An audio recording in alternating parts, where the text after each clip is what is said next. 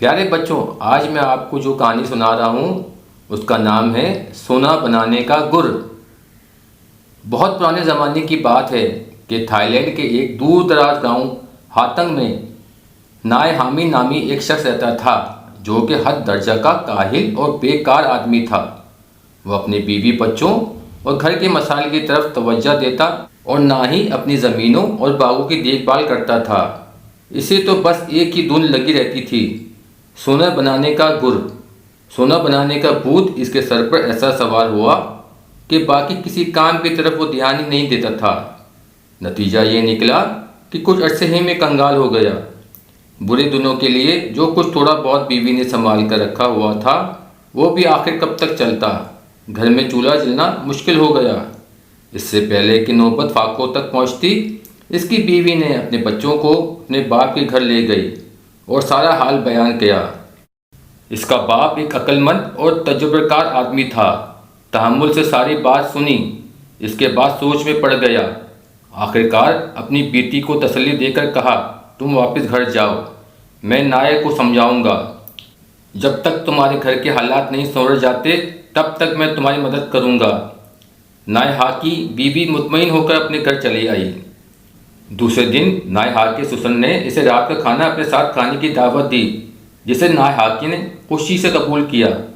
पुरतकल्लुफ़ खाने के बाद जब वो दोनों आतिशदान के पास बैठकर सब चाय की चुस्कियां ले रहे थे तो नाय हाकी की सुसन ने राजदाराना अंदाज में कहा, नाय हाकी, मुझे इल्म है कि तुम्हें सोना कितना पसंद है। दरअसल मुझे सोना बनाने का एक गुर मालूम हो गया है। बाकी सब चीज़ें तो मैं इकट्ठी कर चुका हूँ। बस एक चीज़ अगर मिल जाए तो मैं समझूंगा कि हम सोना बनाने के कारखाने के मालिक बन जाएंगे। क्या तुम वो चीज़ हासिल कर सकोगे? नाय हाकी अपने ससुर की बात सुनकर खुशी से फूला न समाया और त्याग से पूछा, जनाब जल्दी बताएं, वो चीज़ क्या है? मैं वादा करता हूँ चाहे जो कुछ भी हो मैं इसे हासिल करने के लिए दिन रात एक कर दूंगा। नाय हाकी के ससुर ने मुस्कुराते हुए कहा, तो फिर सुनो, केले के दरख्त के पत्तों के नीचे हिस्से वाले बारीक सफ़ेद रेशों का पाउडर अगर 3 किलोग्राम मिल जाए तो काम बन जाएगा।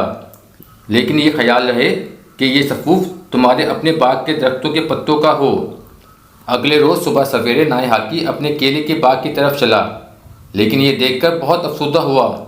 इसकी बेतवज्जी और काहिली की वजह से सभी दरख्त सूख कर गिर चुके हैं, लेकिन इसके सर पर सोना बनाने का एक सौदा समाया हुआ था।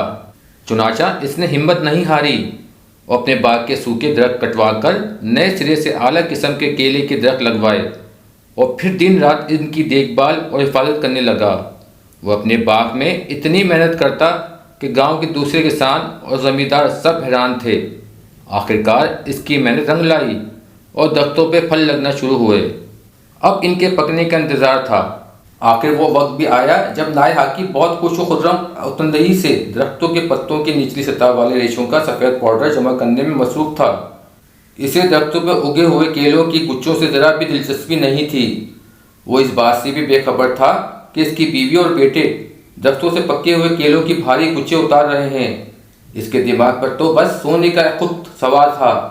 चुनाचा कई रोज़ की मेहनत के बाद जब वो 2-3 किलो सफ़ेद सफूफ केले के दरख्त के पत्तों का अपने अक्लमंद ससुर के पास ले गया और सोना बनाने का गुर बताने का मुतालबा किया तो उसके ससुर ने मुस्कुराते हुए कहा, लेकिन नाय हाकी, अब तो तुम खुद ढेर सारे सोने के मालिक बन चुके हो। जाओ अपने घर जाओ, तुम्हारी मेहनत का फल सोने के सिक्के तुम्हारे घर में मौजूद हैं। नाय हाकी भागम भाग घर पहुंचता है तो क्या देखता है कि इसकी बीवी और बच्चे घर के बड़े कमरे में इसके मुंतज़िर हैं और मेज़ सोने के बेशुमार सिक्कों से भरी हुई है। नाय हाकी जितना खुश था इतना ही इसे हैरत हो रही थी। इसने हैरत और खुशी के मिले जुले तासुरात के साथ पूछा, ये इतने सारे ढेर सारे सोने के सिक्के तुम्हें कहाँ से मिले? ये सब तुम्हारी मेहनत का फल है। अपने बाग के फल फरोख्त करके ये सिक्के मिले हैं। अगर खुदा ने चाहा तो हर साल इतने सारे सोने के सिक्के मिलते रहेंगे। इसकी बीवी ने मशहूर लहजे में जवाब दिया। तब नाय हाकी को इसका एहसास हुआ और इसके दाना ससुर ने इसे मेहनत में बरकत है का सबक इतने मौसर अंदाज में सिखाया कि इसने अपने दिल में पुख्ता अज़म किया कि आइंदा ना तो वो अपने बीवी बच्चों और घर के मसाइल से बेतवज्जी बरतूंगा और ना ही अपने बाग में मेहनत से जी चुराऊंगा। प्यारे बच्चों, आज मैं आपको एक बूझ बुझक्कड़ की कहानी सुनाता हूँ। ये गुवार कहीं जा रहा था। रास्ते में भूख लगी, पास कुछ ना था। सर उठाकर जो देखा तो झट खजूरें दरख्त पर नजर आईं। देखते ही देखते इसके मुंह में पानी भर आया। झट पाँव में रस्सी डालकर खजूर के दरख्त पर चढ़ गया। वो खूब पेट भरकर खजूरें खाईं, मगर इस अरसे में पाँव से रस्सी निकलकर ज़मीन पर जा गिरी और इस गवार को खबर तक ना हुई। खजूरें खा पी कर जब नीचे उतरने लगा तो रस्सी गायब। अब उतरे तो कैसे उतरे?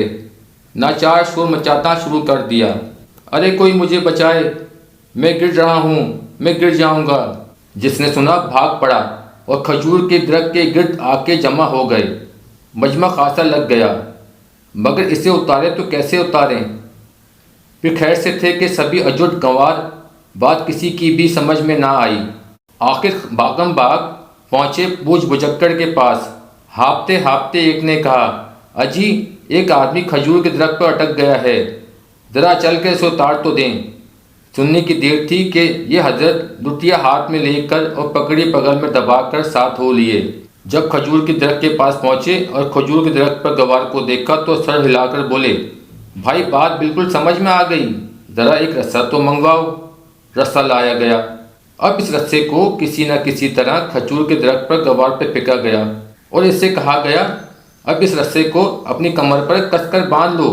जब रस्सा बांध लिया गया तो बूझ बुझक्कड़ ने लोगों से कहा, रस्से को खींच लो, 1 2 3। लोगों ने जब रस्सा खींचा तो रस्से के साथ गवार भी उड़ा उड़ा धम से जमीन पर आ गिरा और इसकी हड्डी पसली चकनाचूर हो गई।